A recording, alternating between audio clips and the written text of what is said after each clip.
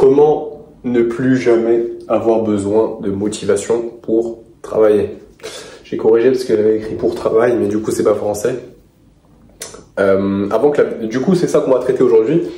Avant que la vidéo commence, second lien en description, je peux trouver mon système de discipline qui va reprendre certains de ces principes justement, totalement gratuit. C'est un PDF, c'est un document qui fait environ 18 pages. J'ai détaillé un process en 5 étapes, totalement gratuit. Tu as juste à rentrer ton prénom et ton adresse mail, ça t'inscrira directement à ma newsletter. Ok, tu peux te désinscrire à tout moment. Le but c'est pas de te spam, mais d'apporter de la valeur tous les jours. Voilà. Sur ce, on va peut-être commencer la vidéo, mec. Et ça, c'est génial, parce que je l'ai préparé et tu n'auras sûrement plus jamais besoin de regarder d'autres vidéos sur juste plus avoir besoin de motivation en vrai. Ok, donc on commence. Déjà, la première chose qu'il faut qu'on comprenne, c'est, je sais pas si tu me vois bien, mais pourquoi tu as besoin de motivation pour travailler? Déjà, c'est la première question. Et essaie de réfléchir un petit peu. Pourquoi est-ce que tu as besoin de motivation pour travailler? Qu'est-ce qui fait qu'à certains moments, tu as besoin de motivation et d'autres non? Ok, tu ressens quelque chose. Moi, je vais te dire. Donc, pourquoi... je peux écrire. Pourquoi tu as besoin de motivation?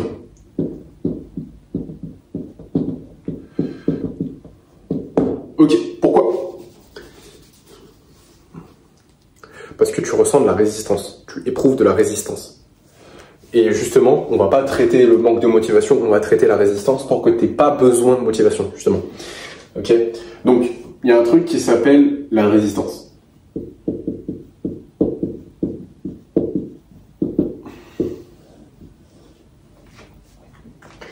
La résistance, tu la ressens et c'est ça qui fait que tu as besoin de motivation. Ok, c'est pas juste parce que quand t'es motivé, c'est youhou, tout va bien, c'est trop bien. C'est juste que tu trouves une putain de résistance en fait tout le temps et du coup tu peux que travailler quand t'es motivé parce que la motivation, ça a pour effet de te permettre de passer outre la résistance. Ok, mais il y a plusieurs choses qui créent la résistance et plusieurs manières de l'enlever et c'est ça qu'on va traiter aujourd'hui.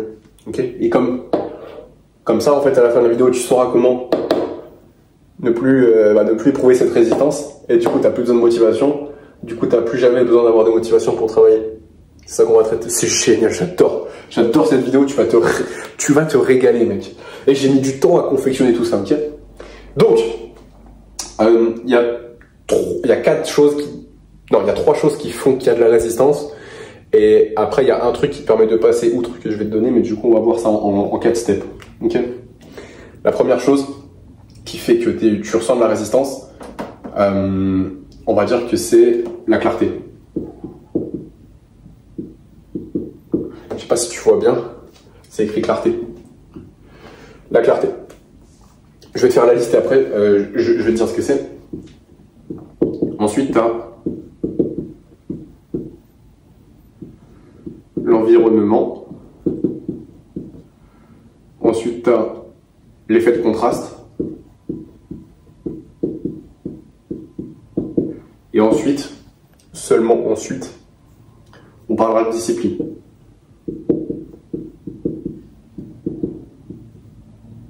Ok. Et tout ça, ça impacte la résistance. Ok. Et ça te permet de venir passer outre la résistance. Ok. Donc, là, c'est là où c'est sympa. C'est là où c'est très sympa.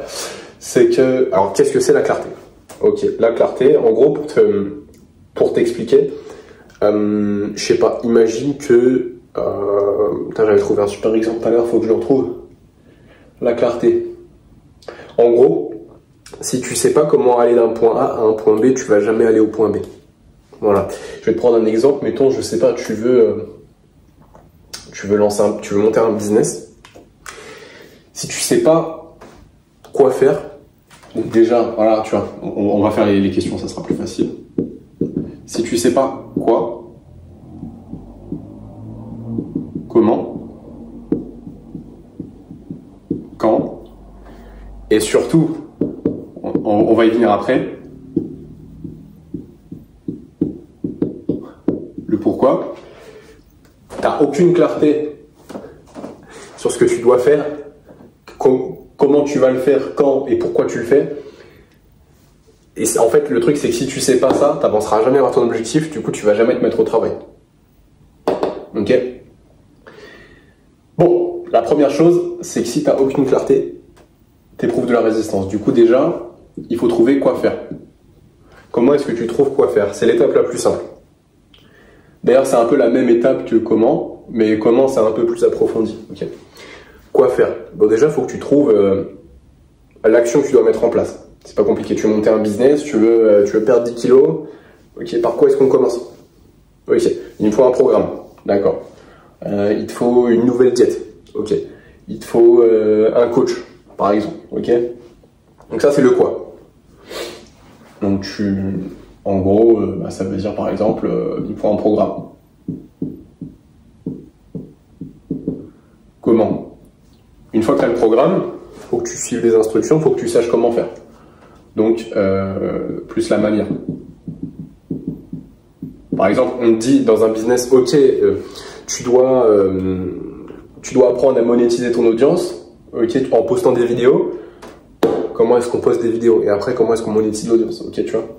Donc tu as le quoi, tu as le comment, c'est un peu la même chose. Et donc là, il faut que tu ailles t'informer. Il faut que tu regardes des vidéos, il faut que tu lises des livres, faut que tu aies de la clarté sur quoi et comment. Ok. Ensuite, quand. Donc là, on passe à la planification. Ok. Ça veut dire que tu dois savoir dans tes journées, semaines, mois, etc. Il faut que tu aies de la clarté sur quand. Comment est-ce que tu vas appliquer tout ça? Ok. Par exemple, ça peut être faire une to-do list dans ta journée. Comme ça, t'oublies pas. Parce que si tu sais plus comment, quand tu dois le faire et tout, tu vas oublier, tu vas penser à autre chose. Et au final, tu vas jamais faire le truc. Ok. Et tu le feras que quand tu auras un élan de motivation, que quand ça sera facile. Tu vois. Ça te force à mettre une deadline. Ça te force à apporter de la clarté sur quand est-ce que tu vas devoir le faire. Et au moment où tu devras le faire, bah, tu sais que c'est le moment et que tu n'as pas vraiment d'autre chose à faire. Donc, tu enlèves de la résistance à ce moment-là. Pourquoi? Ok, là c'est un peu plus deep. Il faut que tu cherches pourquoi tu veux cet objectif. Concrètement, pourquoi est-ce que tu veux perdre 20 kilos? Pourquoi est-ce que tu veux monter un business? Quoi ça sert? Tu veux perdre 20 kilos parce que tu veux plus plaire à la gente féminine. Ouais. Pourquoi est-ce que tu veux plus plaire à la gente féminine? Parce que tu veux pas être seul à 40 ans. Ok. Bah marque-le. Je veux pas être seul à 40 ans, je veux pas être moche, je veux pas avoir de regrets. Du coup là, je vais perdre 20 kilos. Ok. Et tu notes vraiment ce pourquoi. Le pourquoi, si tu veux, c'est la raison. Faut que tu trouves la raison. T'as raison d'agir, parce que si t'as pas de raison de faire les choses, ça sera juste un objectif et il y aura rien derrière. C'est comme si c'était ton patron qui t'avait dit de faire quelque chose. Tu t'en bats les couilles de l'objectif. La seule différence, c'est que tu le fais parce que c'est ton patron. Mais si c'est toi, s'il n'y a pas de raison derrière l'objectif, tu vas jamais le faire, mon frère. Faut qu'il y ait une raison réelle. Je te donne un exemple. Pour moi, par exemple, construire un physique, ça a été hyper important parce que je voulais avoir plus l'attention des femmes, parce que je me sentais très seul, j'ai pas envie de me sentir seul, et je pensais que ça allait me faire prendre confiance en moi. Ok. Parce que j'avais peur d'être seul. En un sens. Ok. Je voulais avoir une meuf. Voilà. Donc, trouve la raison. Et une fois que tu as tout ça, quoi, comment, quand, pourquoi, bah déjà, on a enlevé un truc sympa, mais c'est pas le plus costaud. Le plus costaud, je dirais que c'est l'environnement et le contraste. Ok. Et c'est ce qu'on va voir. La discipline, je vais donner des manières de l'améliorer, autres que en enlevant la résistance. Ok. Donc, il faut juste que je trouve. Attends, de quoi effacer? Bah, je vais devenir fou. J'arrive, mec. Je sais de quoi effacer. Ah bah attends, c'est bon. Trouver de quoi effacer. Bon, maintenant qu'on a la clarté, environnement. Ok. Hop, on pose ça là. Bon. Environnement. Je vais pas dessiner de ouf, mais imagine que ça c'est toi, ton environnement, bah, tu vois, bon, on va sur... Bah, tu sais quoi, vas-y, hop, je vais dessiner comme ça.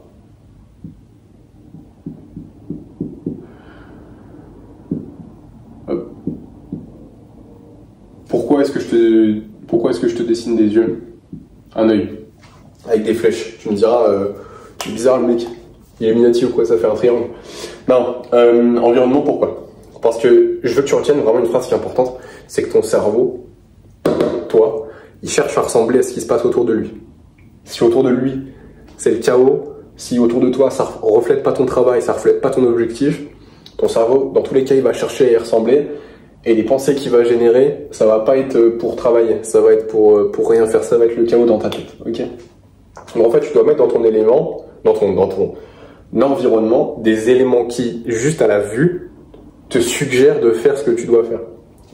Et comme ça, tu éprouves moins de résistance. Parce que si, je sais pas, tu dois réviser, par exemple, tu dois te mettre à réviser, ça sera beaucoup plus facile de réviser si tu as ton cahier sur ton bureau ouvert à la page précise où tu dois réviser, avec déjà le timer qui est chronométré, avec ton casque, avec les ondes, enfin les fréquences 40 Hz dedans pour taffer, ça sera beaucoup plus facile de t'y mettre parce que tu auras juste à t'asseoir sur ton bureau et t'y mettre, que si t'as que ton truc pour réviser il est dans ton sac, que ton sac il est fermé, il est dans l'entrée, il est v'là loin, que ton bureau il est pas rangé, que t'as encore, je sais pas, bref, que c'est le bordel. C'est beaucoup plus dur de t'y mettre parce que ça crée de la résistance. Et en fait, pour enlever de la résistance, tu dois mettre des choses qui évoquent dans ton environnement ton travail. Donc, on met le petit T partout. Voilà, faut que ça t'évoque ton travail. Et ce que je dis en fait, travail, c'est pas vraiment travail, c'est n'importe quelle tâche que tu dois faire. Ok? Ou qui est importante pour toi, pour tes progrès, pour ton objectif. Parce que, tu vois, tes yeux, alors voilà, c'est hyper important. Parce qu'il faut que tu comprennes que tes yeux, ça, et ton corps, ils sont pas égaux en termes de capteurs sensoriels. Dans ton corps, dans tout ton corps, tout ton corps, t'as 13 millions. T'as 13 millions de capteurs sensoriels. 13 M. Capteurs. Hop. Si tu comprends tous tes sens, tous les sens de ton corps, vraiment tous confondus, que ce soit la vue, l'odorat, le toucher, l'ouïe, tout ce que tu veux, vraiment tout ce que tu veux, sur ces 13 millions, t'en as 12 millions qui sont alloués à la vue. Donc, comment te dire que la vue prend une place extrêmement importante dans tes sens en fait. Et c'est ça qui va te suggérer le plus. C'est pas pour rien que les pubs fonctionnent, c'est pas pour rien que McDo, Burger King, ils te font des putains de pubs où tu vois des burgers parce que ça te suggère, ça te donne envie. Okay, t'as l'impression de les voir en vrai. Tu comprends? Du coup, dans ton environnement, tu dois mettre des choses qui suggèrent ton travail et que ce soit beaucoup plus facile d'accès parce que tu as 12 millions de capteurs sensoriels qui sont là pour voir ce qui se passe, pour réceptionner un petit peu ton environnement. Tu vois, ton cerveau cherche à ressembler à ce qui se passe dans son environnement. Du coup, il faut que tu mettes absolument des choses qui suggèrent ton travail, ce que tu dois faire. Okay, et comme ça, t'enlèves encore de la résistance. Après, là, je vais te montrer un autre truc. Parce que là, du coup, c'est l'environnement. Je crois que j'ai rien d'autre vraiment à dire dans ton environnement, mais ça veut dire aussi juste range ton bureau, range ton lit, range ta chambre. Fais attention à ce qu'il y a dans ton téléphone parce que chaque application de plus que tu as dans ton tel, c'est une opportunité supplémentaire pour te distraire. C'est la même chose pour ton ordinateur. Si tu as une console dans ta chambre, dans ton appart, c'est super dur de te mettre à bosser parce que tu as soit ton taf, soit la console. Ton cerveau, il est un peu débile. Il va choisir la console. C'est pas toi qui es débile, mais plus le fonctionnement de ton cerveau. Du coup, ça va être beaucoup plus dur de te mettre à travailler. Donc il faut que tu utilises ton environnement à bon escient. Et c'est une grosse partie du travail. C'est une très très grosse partie du travail. Genre vraiment, ça, l'environnement, c'est un bon 35%. De tout ce système-là. De tout ça. C'est un big 35%, mais. Ok? Ton environnement, c'est aussi ton entourage. C'est aussi les gens que tu fréquentes. Ton groupe, à qui tu t'identifies. C'est tout ce avec quoi tu es en contact pratiquement en fait. Ok? Ça doit te suggérer ton travail. Alors, que ça peut suggérer d'autres choses, mais tu dois la rendre facile, ok? Commence pas à devenir un malade mental de ton travail et à parler que de ça tout le temps, parce que tu vas faire chier tout le monde, mais tu comprends que faut utiliser dans un environnement à bon escient. Maintenant, l'effet de contraste. Ok, on va parler de moyenne, on va parler de tes actions au quotidien. On va voir deux choses, la stimulation et l'effort demandé. Hop, on va prendre des échelles, parce qu'on est des mecs, on grimpe sur des échelles un peu. Elle est dégueulasse mon échelle, mais tu vas comprendre.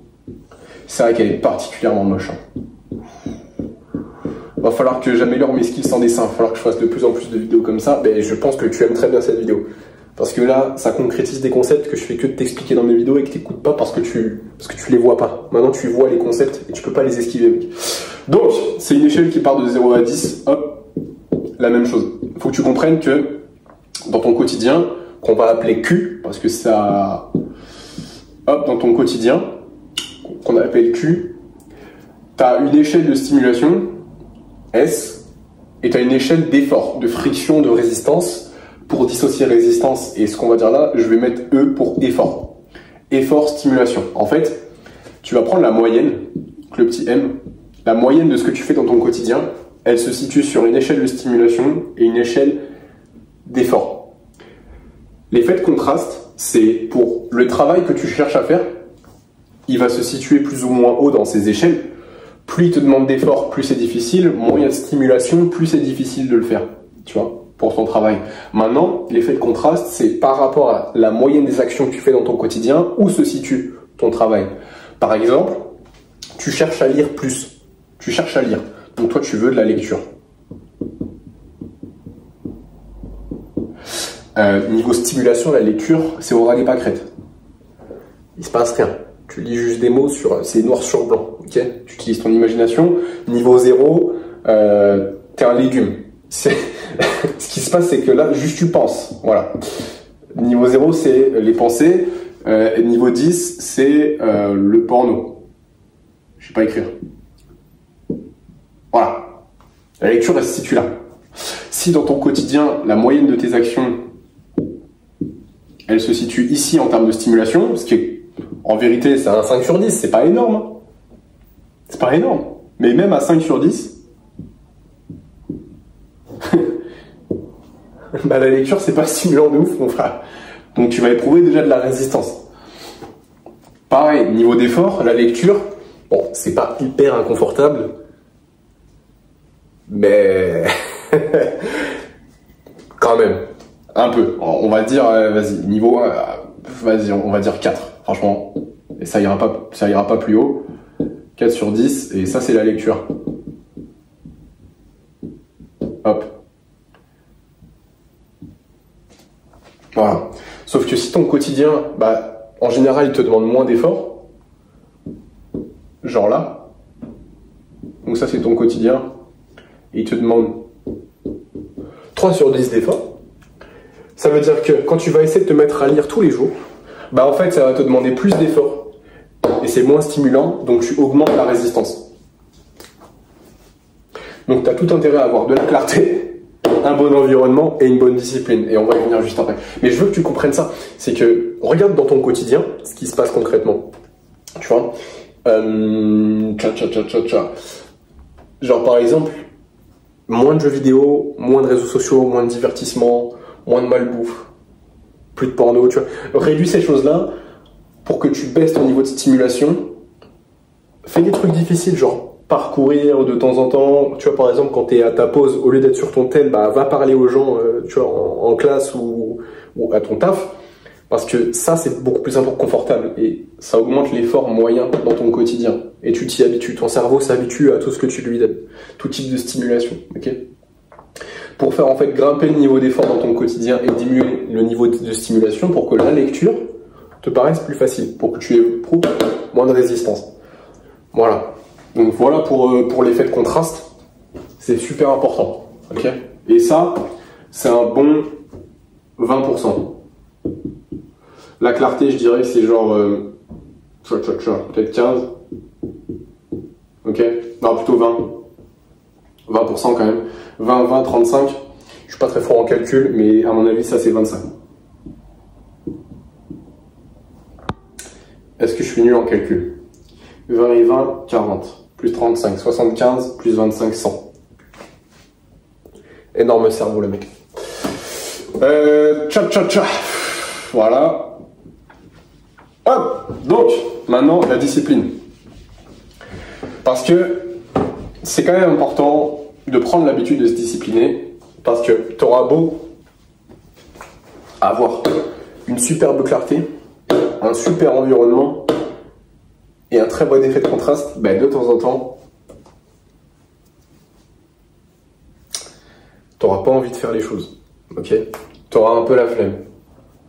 Ça t'arrivera. Beaucoup moins, mais ça t'arrivera quand même. Tu vois, un jour t'as mal dormi, ta mère vient de mourir, je pense que je te le souhaite pas. Mais oh la dinguerie. Non mais je sais pas.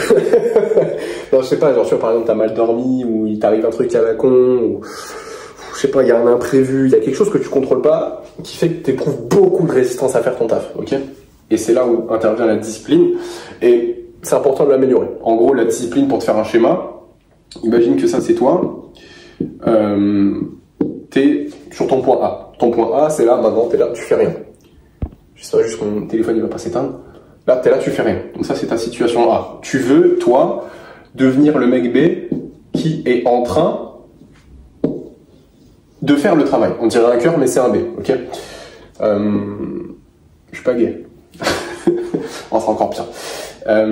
Et en gros, il se passe que là, il y a résistance. Il y a Madame R, résistance qui vient. Ok, la discipline, c'est pouvoir passer outre cette résistance, tu vois? Créer un... Ah, je t'en cul. C'est créer un trou là-dedans, tu vois, pour que le R, ça devienne ta petite salope, et que tu fasses pas tomber le tableau. Voilà. Voilà, ça sert à ça la discipline, en gros, mais du coup, tu as deux moyens d'améliorer. Deux pour la rendre plus fort, donc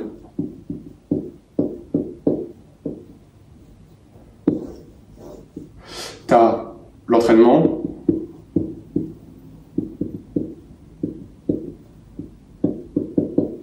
ok, ça c'est une chose, et tu vas avoir, comment est-ce que je pourrais nommer ça, tu vois,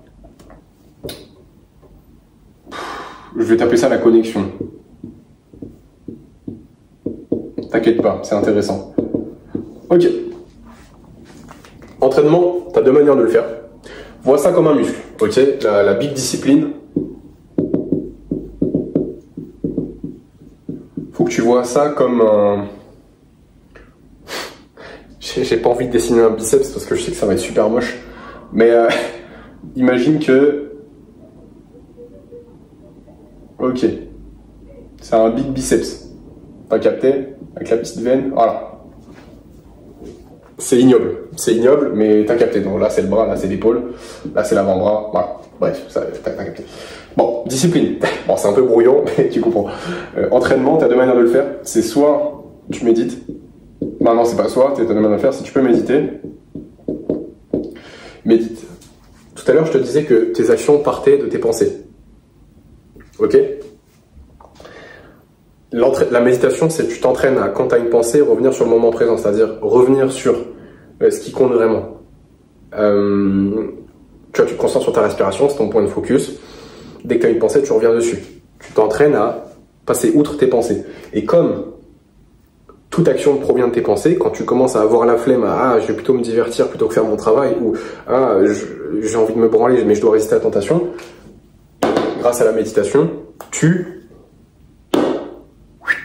arrives plus facilement au point B, c'est-à-dire au point où tu fais l'action que tu sais que tu dois faire, c'est-à-dire résister à la tentation, faire ton travail, etc.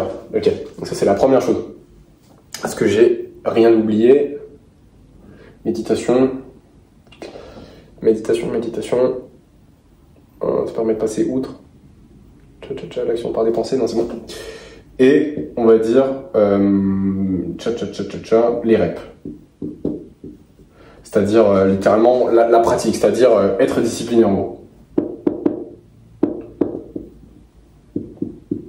Être discipliné. Pourquoi? C'est comme un muscle.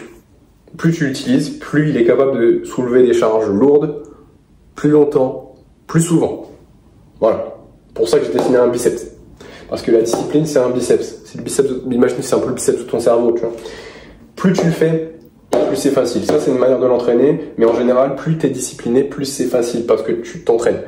Deuxième moyen de l'améliorer, en fait, c'est sensiblement la même chose que être discipliné, mais c'est pas exactement le même processus qui se passe. C'est les connexions neuronales. Quand ton cerveau répète un schéma une fois, c'est beaucoup plus facile de le répéter parce que les connexions neuronales ont déjà été effectuées. Plus tu répètes un schéma, plus c'est facile de le répéter. Plus c'est fluide, ok? Plus tu le fais, plus c'est fluide. Plus c'est facile, plus ça devient un réflexe. Ce qui est différent de ta capacité à être discipliné plus souvent, plus longtemps, etc. Là, ça devient vraiment un réflexe, ok? Voilà comment améliorer ta discipline pour passer outre le peu de résistance. Oui, excuse-moi mon ref. Pour passer outre la résistance, le peu de résistance qui te reste. Et pour te dire, du coup, si on fait une moyenne sur 100 jours, parce que maintenant, imagine que tu appliques tout ça. Je vais te donner un petit peu ce que ça donne sur 100 jours. Et c'est là où c'est intéressant, c'est que sur une semaine, tu vois une différence, mais ce qui est intéressant, c'est sur plusieurs mois, plusieurs années. Ok. Mais déjà, on va mesurer sur 100 jours. Parce que 100 jours, c'est un chiffre très rond, j'aime bien ce chiffre. Sur 100 jours, bah je sais pas, sur 100 jours, ah putain, c'est pas propre du tout ce que je fais là. Bon, attends. Excuse-moi, chef. Sur 100 jours, mettons que t'as jamais fait le protocole, ça là, tu vas sûrement travailler 5. Il y a 5 jours, pendant ces 100 jours, où tu vas vraiment faire ce que tu dois faire. Ok, si tu étais comme moi, c'est-à-dire un gros flemmard, hein. Vraiment le plus gros flemmard de la planète, mais vraiment un cancre. Hein. Maintenant, tu appliques ça sur 100 jours. Je vais pas dire 100, parce que même moi, je suis pas discipliné 100 jours sur 100, je fais pas toutes les tâches que je dois faire tous les jours, mais on s'en rapproche vraiment. Sur 100 jours, tu es au moins au-dessus de 90 jours. Et ça, c'est de la constance. C'est au moins ça. Ok. Concrètement, qu'est-ce que ça veut dire? Ça veut dire qu'en gros, il y a des mecs, regarde, ils vont progresser. Hop, tu vas dans leur vie. Imagine que ça, c'est le temps. C'est les années. Ça, c'est le niveau dans la vie. Les mecs comme ça, ils vont progresser comme ça. Voilà. Bah, on dirait qu'il n'y a pas de progression parce qu'il ne se passe rien.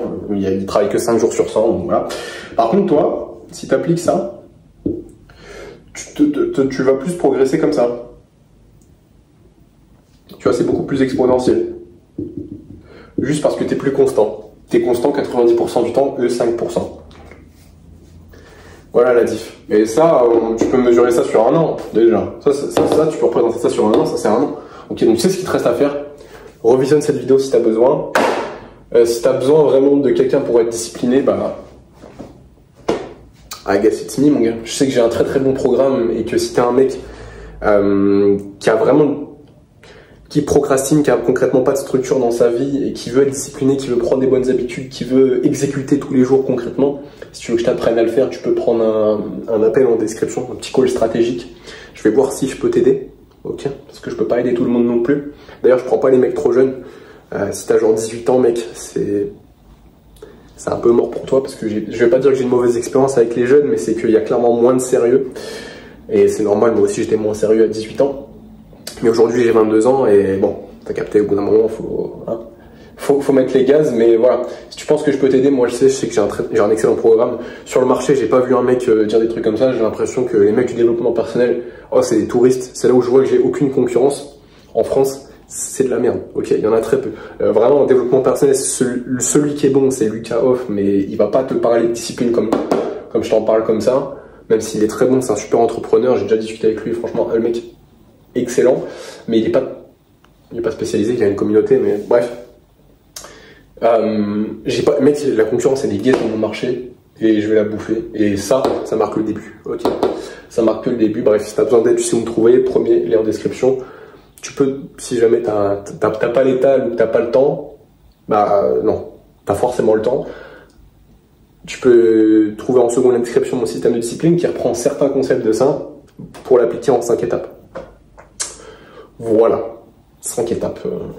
Ça fait à peu près 14 pages, totalement gratuit. Tu as juste à entrer ton prénom, ton adresse mail et ça t'inscrira à ma newsletter. Bref, je t'en ai déjà parlé en début de vidéo. Sur ce, Mister, à toi d'appliquer, ok? Je te dis à très vite pour une prochaine. Le plus important, c'est d'appliquer. Le plus important, c'est de passer à l'action. Si tu as regardé jusqu'à là et que tu n'as rien fait, tu t'es diverti. À plus.